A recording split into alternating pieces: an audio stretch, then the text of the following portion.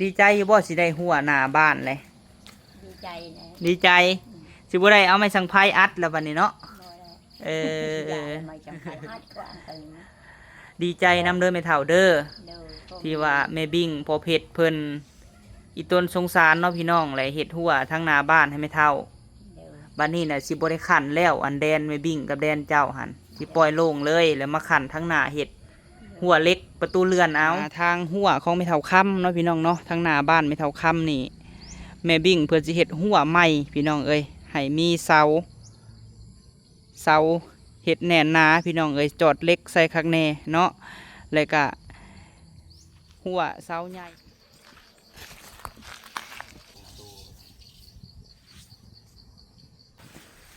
เปลี่ยนแบบใหม่ว่าใส่เป็นประตูเรือน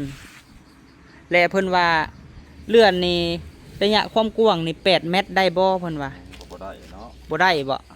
แต่แม่กับพี่ไม้มันกันครับได้แต่นี่4 เมตรปลายเนี่ยได้แต่4 เมตรเนาะแต่นี่มานี่เอานี่เป็น5 หันได้4 เมตรเด้อแม่เอ้ยเพราะมันคาเสาหันแล้วเพราะว่าพื้นที่เฮาก็ฮอดหันเนาะได้ผลบัดนี้โดยเด็กก็ประมาณนี้แหละตามเสือกเพิ่นเน่งไปนี่แหละนี่สุดผู้เพื่อล่องน้ำอีกมันไว้รถ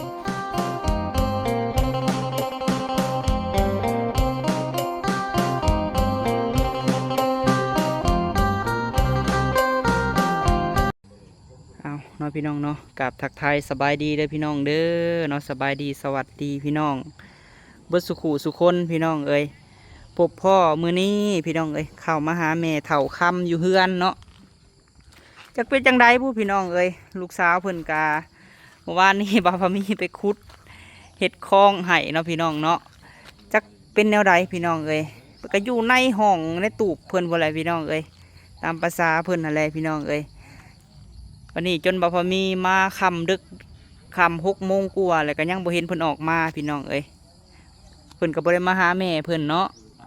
เอาบ่ให้ถือซาเพิ่นเด้อพี่น้องเด้อเนาะมื้อนี้พี่น้องเอ้ยทางแม่บิ่งเนาะเพิ่นให้บ่าวพามีมาเว้ากับไอ้สร้างรถพี่น้องเอ้ยมีการเปลี่ยนในน้อยนึงพี่น้องเอ้ยทางหัวของแม่เฒ่าค่ำเนาะพี่น้องเนาะทางหน้าบ้านแม่เฒ่าค่ำนี่แม่บิ่งเพิ่นสิเฮ็ดหัวใหม่พี่น้องเอ้ยให้มีเสาเฮ็ดแน่นหนาพี่น้องเอ้ยจอดเล็กใส่คักแน่เนาะแล้วก็หัวเสาใหญ่เฮ็ดเป็นประตูที่ว่าเลื่อนเอาพี่น้องเอ้ยเนาะนี่แหละแต่เสานี่พี่น้องเอ้ยลักนี่คงมีตู้คำมาลักไปพูดแหละพี่น้องเอ้ยโอ้มีตู้คำนี่มานี่ได้เวียกเนาะตู้เนาะข้างเฮือน ข้างเฮือนแปลนเบิด ดีกว่าบ่มาได้เนาะ ป่ะพี่น้องเอ้ยเดี๋ยวสิเข้าไปหาไอ้สร้างเพิ่นก่อนเพราะว่าบ่ได้ขันแล้วพี่น้องเอ้ยระวังแดนแม่บิ่งกับแม่ตู้คำเนาะสิปล่อยโล่งเลยสบายดีเด้ออ้ายโดยอันนี้มันตกถึงจักลักนี่ฮะโดย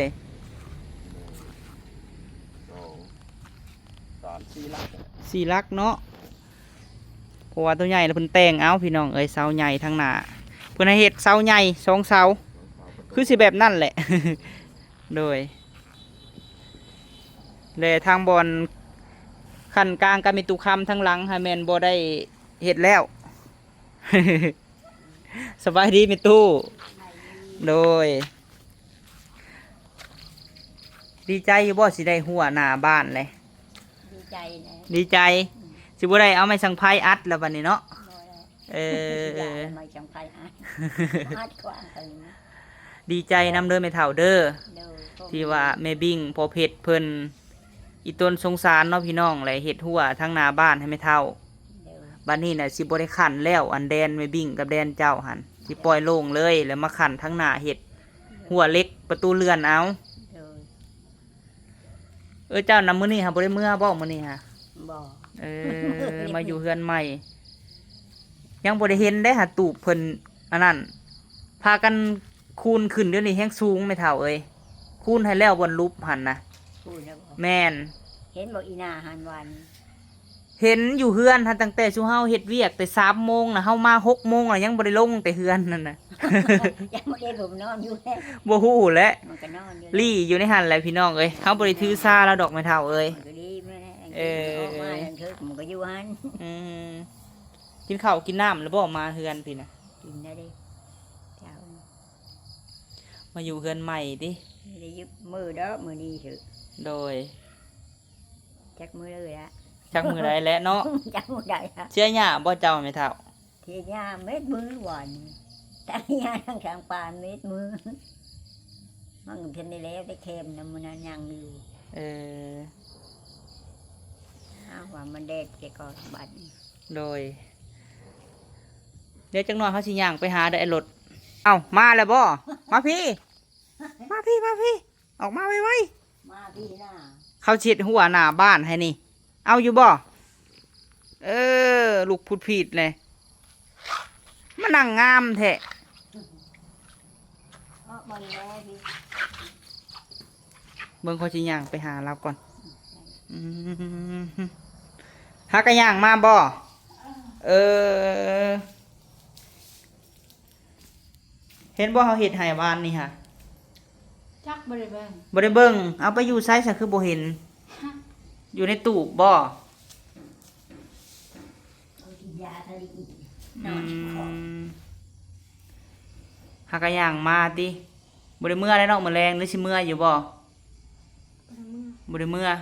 จักมันเกิดเมื่อ มึงเถอะกับเมื่อโอ้สองจิตสองใจเนาะ เมื่อแรง เมื่อเดือนเมื่อวานนี้ก็แม่กองสมอยเลย เออ ทำทีเดียว มึงเถอะกับเมื่อมึงเถอะกับบ่เมื่อติ เมื่อแรง เมื่อเนาะอืมมาจอบแม่บ่ มาเมื่อใช่มานอนสิก้อน เราเป็นห่วงตูบเราเนาะอืมจะบ่ได้ไปหาหน่อไม้บ่มื้อนี้ มันขึ้นบนบริภาค เออ เด็กทั้งฝั่ง อ้าวพี่น้องเอ้ยว้าวกี้นี่บ่ทันขาดคำเนาะเพิ่นย่างมาแล้วพี่น้องเอ้ยเฮ็ดห้องน้ำให้ไม่เท่าเอ้ยบัดนี้คูณสูงแล้วบัดนี้ฮะ เดี๋ยว น้ำในบริข้างบันนี้ไหลลวดเลยไม่เท่าไหลลงหลุมผู้จะไปเบิ่งกว่า มันชูเลยเถอะ แปลนเบิดแล้ววันนี้เดี๋ยวพากันเฮ็ดแต่3 โมงวานนี่จน6 โมงแรง แรงก็ไปเมื่อวาน ไปแลตัวอันตูบที่เฮายกออกให้เจ้าหันเฮาอันยับเข้าให้มันซ่อนใส่กันเลยไม่เท่าเอ้ยตูบบ่จะมั่มหั่นเด้ อืม เจ้าไข่บ่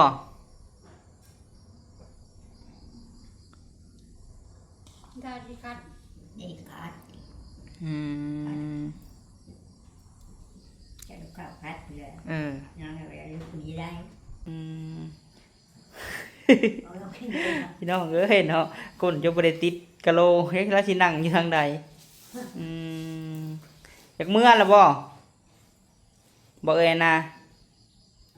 บ่ติอืมอ้าวมีแต่ว่าจังซั่นเด้อตู้เด้อ เดี๋ยว อันมาบอกข่าวดีแม่เฒ่าค่ำพี่น้องเอ้ยแม่บิ่งเพิ่นสิเฮ็ดหัวทางหน้าบ้านได้แม่เฒ่าเอ้ย เดี๋ยว เจ้าก็คือสิบ่ได้ใส่ไม้สังไผแหละ แม่น เพราะว่าเฮาอยู่น้ำหมู่ก็เป็นดินเจ็ดซันเพิ่นถ่ายโดนให้เห็นเบิดก็สิเห็นเทือนตุกคำใส่ไม้ไผ่พี่น้องเอ้ย เดี๋ยว มันก็บ่นับปานใดแล้วเนาะตุนเนาะ เดี๋ยว มื้อนี้เสร็จหยังต่อมื้อนี้เสียหญ้า ตัวโจ๊กอันนี้ไม่ได้กิน เออ ตัวโจ๊กมีสิผักบอนก็แล้วมัน พักผ่อนมาเฮือนมาพักผ่อนกะวานนี้ก็เสียหญ้าพี่น้องเอ้ย เดี๋ยวต่อยังไม่มือเลย เจ้ากินยาหยังกินนี่หันดีไข้บ่หรือว่าเจ็บหลังปวดแอวนี่ อยาก ปวดเส้น ปวด อื ปวด ม เข่าปวดเบื่อ อืมไปซันไปเบิ่งสร้างเพิ่นก็ได้ไปเท่าเด้อ เดี๋ยว เดี๋ยวย่างไปหาสร้างเพิ่นก่อน อันนี้ยังเหลือมาบๆคือเก่าอยู่เนาะไม่เท่าเนาะ เดี๋ยว อยู่ไรนี่มีหยังนี่ เออบ่มีหยัง อันนี้เยอะ มีแต่ที่นอน ปวดมีซื้อมันแต่มันนี่นะ เออ นี่ยังไม่ร้อนนะ มาเฮือนแล้วพี่น้องเอ้ยอันหน้าเพิ่นก็ย่างมาสิเมื่ออะไรเพิ่นว่าพี่น้องเอ้ยสวยๆพุ่นแหละ ตามอารมณ์พี่น้องเอ้ยมื้อ108อย่าง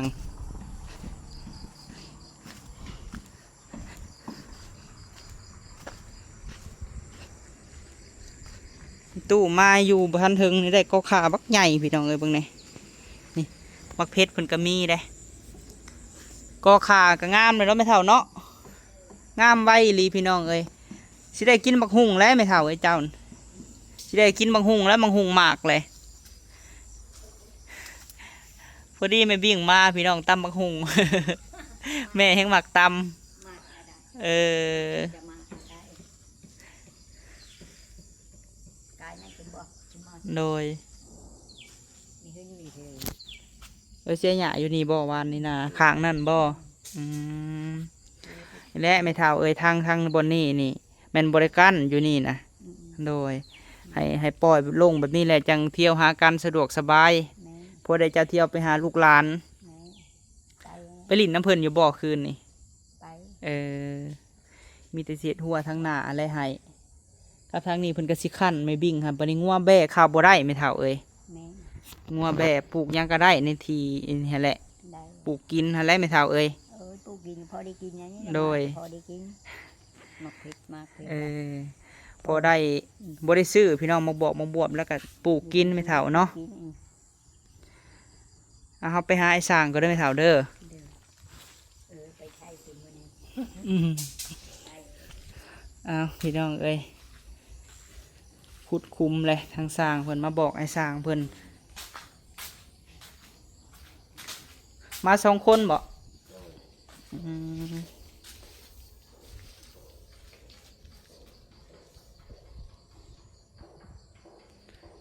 สร้างรถกำลังแทก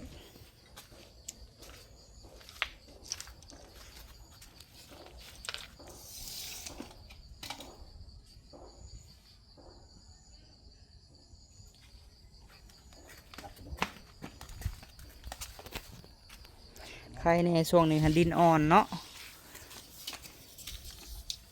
จากแรกบนนี่โบแมนบนถือเขาเทบ่แถวลุ่มนี่โบแมนบ่ เป็นด่านหมดเลย อืมบนเขาอันน่ะปูนเนาะผสมปูน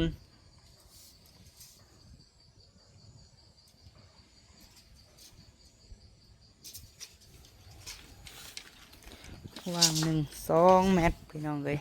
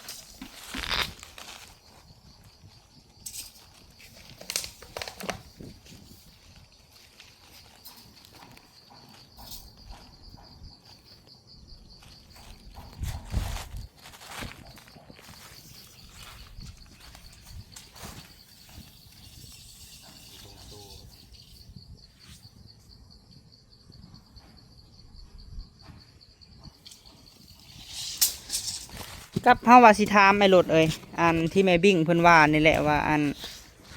ทางข้างนี่เพิ่นสิเปลี่ยนแบบใหม่ว่าใส่เป็นประตูเลื่อน และเพิ่นว่าเลื่อนนี่ระยะความกว้างนี่8 เมตรได้บ่เพิ่นว่า ก็ได้เนาะ บ่ได้บ่ แต่แม่กับพี่เขาไม้มันกันทำอยู่เลย เออ ได้แต่นี่4 เมตรปลายเนี่ย ได้แต่4 เมตรเนาะแต่นี่มานี่ เอานี่ไปหาหัน ได้4 เมตรเด้อแม่เอ้ยเพราะมันคาเสาหันแล้วเพราะว่าพื้นที่เฮาก็ฮอดหันเนาะ ได้ผลบัดเนี่ย โดยเด็กก็ประมาณนี้แหละตามเสือกเพิ่นเน่งไปนี่แหละนี่สุดผู้เพื่อล่องน้ำอีกแมันบ่อยรถ เดี๋ยวมันก็ต้องน้ำ โดยได้แต่4 เมตรเนาะไอ้เนาะอื 4 เมตรเกือบ5 เมตรครับ 4 เมตรเกือบ5 เมตรแม่เอ้ย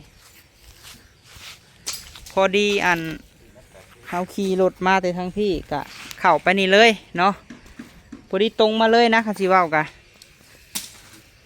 รถนี่แม่เบิดอัพเนี่ยสิเข้ายากทั้งนี้ขอประตูแล้วมันสิเข้ามาสู่มันเข้ายาก ล้มอยู่บ่รถนี่ โอ้ยกระล้มอ่ะ ล้มอยู่เนาะพอดีมาแต่พุ่นแม่เอ้ยมากะมาสิเลยเนาะเดี๋ยวสิให้เบิ่งมุมกว้าง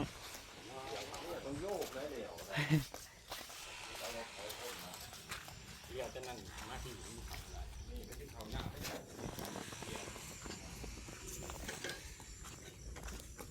็ได้เนาะเลยรถมันไม่ได้รถใหญ่เนาะ โดย รถตู้รถตีนี่ได้ได้เบิดรถตู้ตัวนี้แล้วจะว่าสิแคบผมว่าเพราะว่า4 เมตรเศร้านะดูทางเขาเนี่ย ก้าวว่ารถมันแบบสะดวกสบายเลยอ้ายเอ้ย ล้มรถนะพวกล้อเขาได้ ได้อยู่ดอกเนาะเข้าไปนี่ก็เจยไปพุ่น นี่สมมุติว่าเขาเดี๋ยวซื้อดินตอนนั้นเนาะซื้อดินตอนนั้นหนทางเขาขวดซื้อได้หลดแล้วหนทางก็ได้เพราะมันตีหนทางแล้วเนี่ยแดนกันยังหากับว่าเขาซื้อตอนนั้นเขาไปมันก็เป็นชุดดินเขาเลยครับเปิดหนทางเลยแลนเขาดินมาเลยแบบ อื นี้ ม สบาย ได้อยู่เนาะ สมมติว่าเขา โดย ตอนนั้นไปก็ได้ วันนี้มาขุดไว้ก่อนติ เลย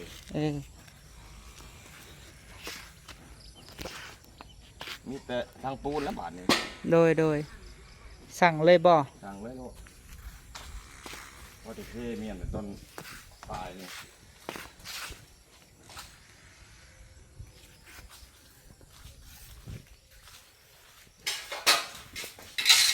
ขุดลุมไว้เลยพี่น้องเอ้ยนี่แหละประมาณ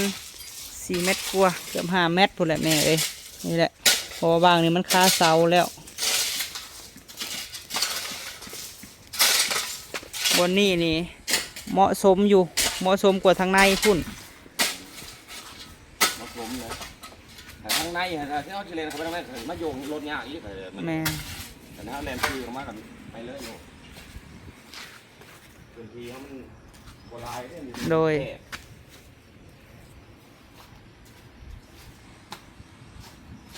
โอ้ได้ถูกมันบนพระเจ้าอันนั้นเนาะพอผสมปูนปูนเบียร์นี่ปูนมันจะโม่ไว้แล้ว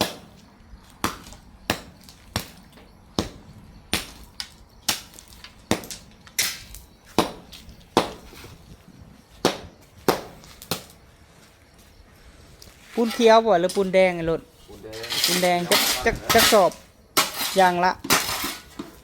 โอ้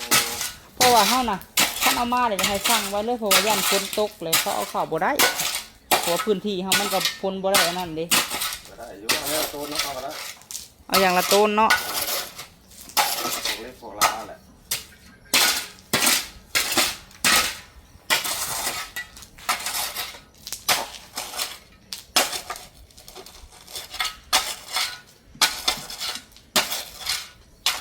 ปูนแดงสัก15ปูน ต้นหนึ่ง เขียว15 ศอกปูนเขียวสัก25ก็ได้มันเป็นรวมทั้งเบิ้เป็น2 ต้นนะ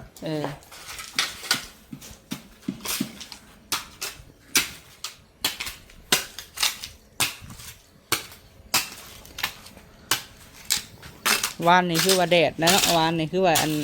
มังแน่แล้วมื้อนี้ครึ้มมาอีกแล้วฝนนี่ ไม่อยู่แล้ว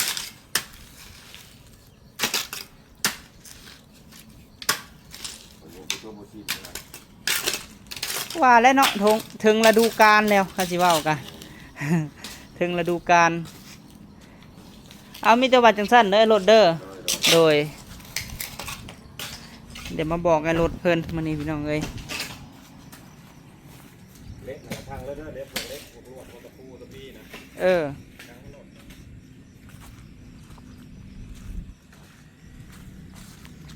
วันนี้สร้างมาขุดเสาพี่น้องเอ้ย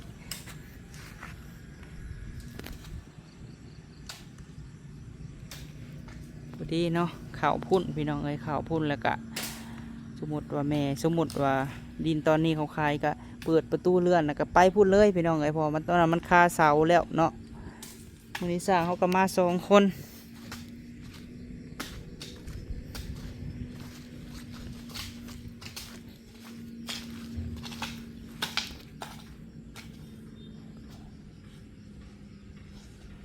ตู้ทางว่านนี่แปลนแล้วพี่น้องไอ้ขางนี่เนาะตุกคำเพิ่นมากับทางหน้าเฮือนแม่บิ่งอะไรพี่น้องเอ้ยหน้าเฮือนตุกคำเนาะทางแม่บิ่งเพิ่นกะ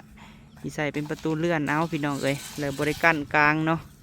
ไปกั้นแต่ทางหน้าบ้านตุกคำพุ่นเห็ดเป็นประตูเลื่อนพี่น้องเอ้ยประตูสไลด์เอาแบบนี้แหละเนาะ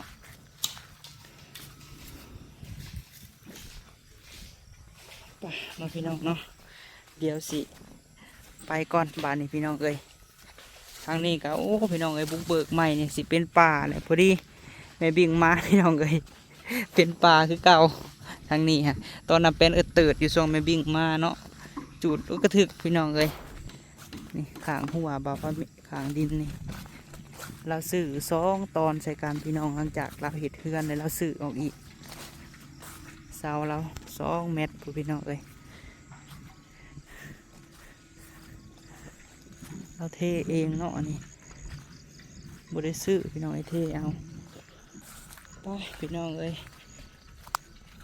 นี่แหละที่ดินตอนหญ้าแถวนี้ก็ยังหลายอยู่ได้พี่น้องเด้อถ้าใครอยากเอาก็ได้นี่ใกล้กันแถวนี้แหละหากเป็นดินคนละตอนคนละเจ้ากับดินจัดสรรตามใจพี่น้องเอ้ยคนละเจ้ากันเห็ดหัวสุดเล็งพี่น้องเอ้ยเฮือนเอื้อยอันข้างกันกับบ่าวพามีหั่นแหละกว้างขนาด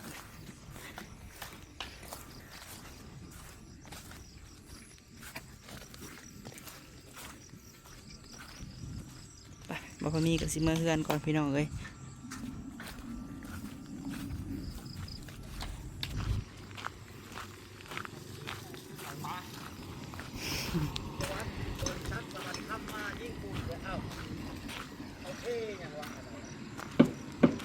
เป็นหมู่บ้านหมดแล้วแถวนี้เบิ่งในพี่น้องเฮือนเรานะ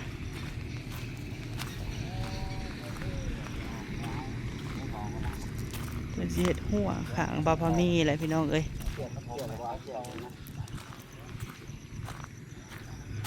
ป่ะเนาะพี่น้องเนาะจังได้การคลิปนี้ก็ขอบคุณเบิดสุขุสุคนเลยพี่น้องเด้อเนาะที่หักชมคลิปและกะบขามโฆษณาพี่น้องเอ้ยคลิปนี้ก็สิได้จบคลิปก่อนเด้อพี่น้องพบพอกันคลิปหน้าเนาะสำหรับคลิปนี้สบายดีพี่น้อง